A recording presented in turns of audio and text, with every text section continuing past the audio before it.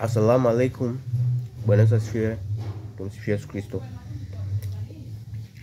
Kwa majina naitwa Eric Richard Celestini,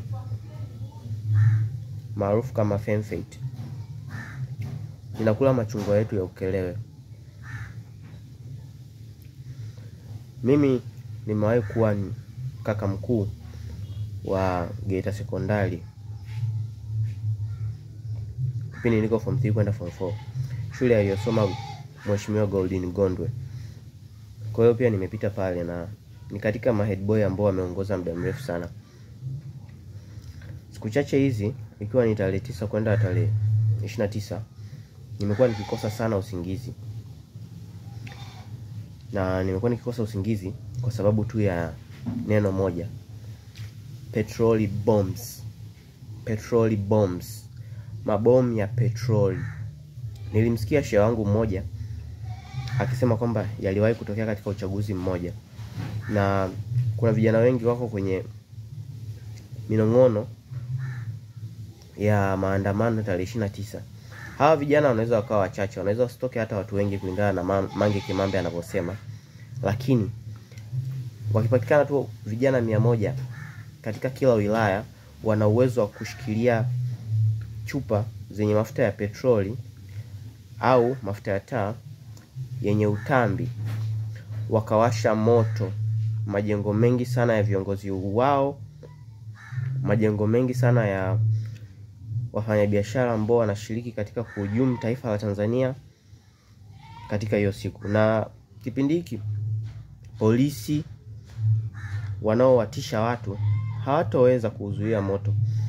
Mtawaua, lakini mkumbuke kwamba kila aliyezaliwa lazima afe. Kila aliyezaliwa lazima afe. Hata mimi naweza nikafa siku moja. Kwa hiyo kutishatisha sana watu sio kwamba ni kinga ya kifo.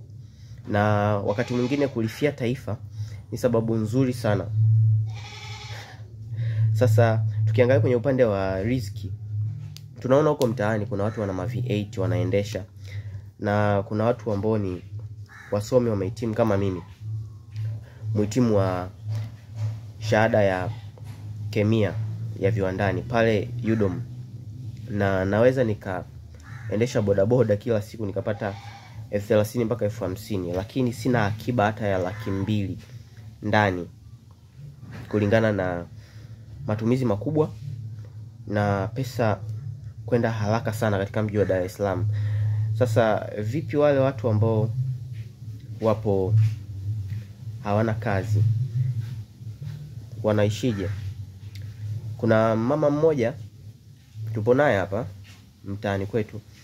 Yeye anaweza akafanya usafi wa chooni na akafagia kiwanja chetu siku 3 akalipwa shilingi 5,000.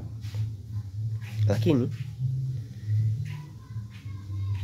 huyo mama anaishi pia katika nchi hii ambayo watu wanaweza wakawa na magari, majumba, mabiashara, wakaimporti bidhaa kama gesi, alivyosema Mheshimiwa Humphrey Polepole kwamba Cuba inaweza ikauzwa shilingi 2,000 za Kitanzania, lakini hapa inauzwa shilingi 24,000 za Kitanzania.